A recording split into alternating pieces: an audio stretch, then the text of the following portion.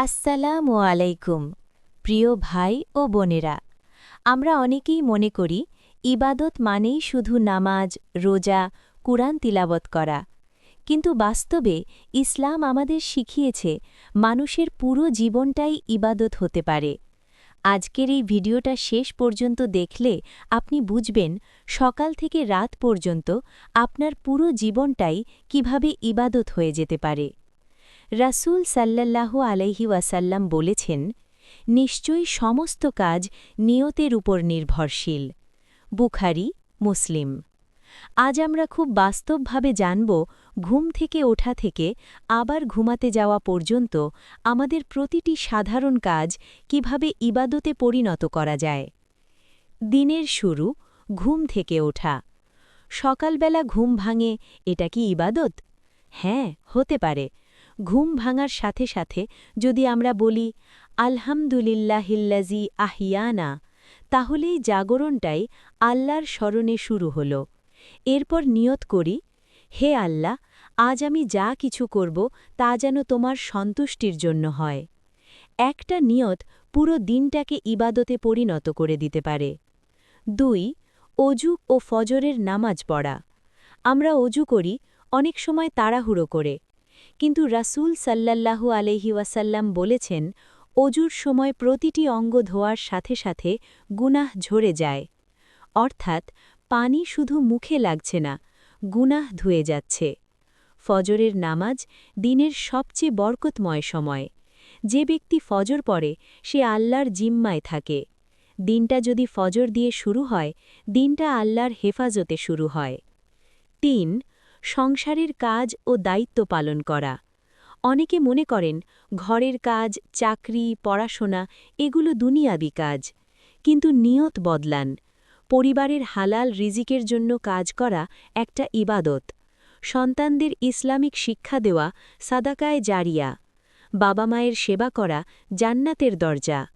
রাসূল সাল্লাল্লাহু আলাইহি ওয়াসাল্লাম বলেছেন, তুমি তোমার স্ত্রীর মুখে যে লোকমা তুলে দাও সেটাও সাদাকা।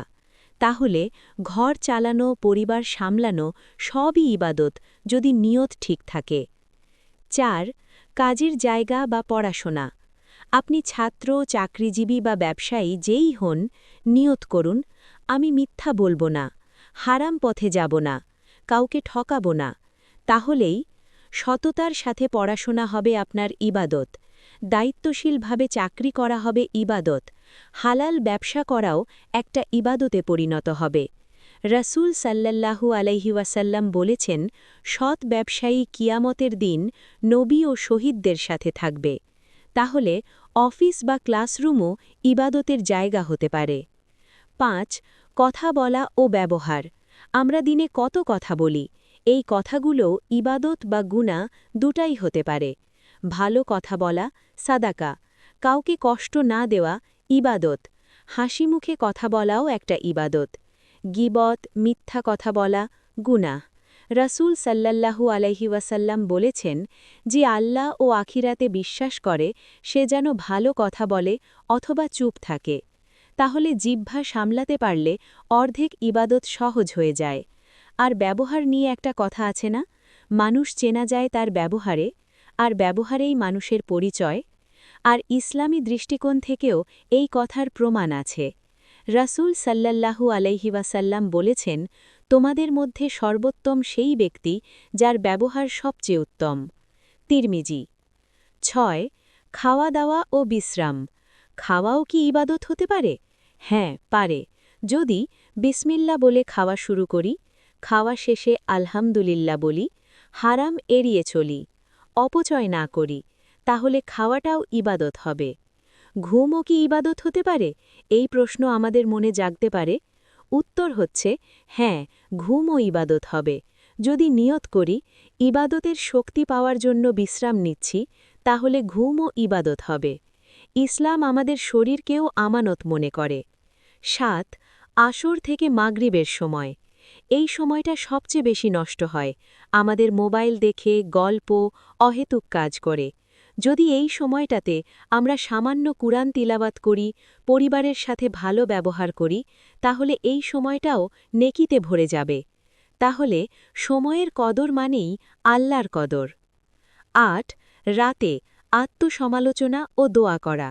ঘুমানোর আগে ২ মিনিট ভাবুন, আজ আমি কাকে কষ্ট দিলাম, কার হক নষ্ট করলাম, কোথায় ভুল করেছি। তারপর ইস্তিগফার করুন, আল্লাহর নিকট ক্ষমা চান, দরুদ পাঠ করুন, আয়াতুল কুরসি পড়ুন। রসুল এই দোয়াগুলো পড়তেন। তাহলে যেই ব্যক্তি নিজের হিসাব নিজে নেয়, আল্লাহ তার হিসাব সহজ করেন। প্রিয় ভাই ও বোনেরা, ইসলাম কোনো খণ্ডিত জীবন চায় না। ইসলাম চায় পুরো জীবনটাই ইবাদত হোক। নামাজে আমরা আল্লাহকে ডাকি, আর জীবনে আমরা নামাজকে প্রমাণ করি। আজ থেকে শুধু একটা কাজ করুন, নিয়ত ঠিক করুন, তাহলেই সকাল থেকে রাত পর্যন্ত, ঘুম থেকে ঘুম পর্যন্ত পুরো জীবনটাই ইবাদতে পরিণত হয়ে যাবে। আল্লাহ আমাদের এগুলো মানার ও বুঝার তৌফিক দান করুন। আমিন।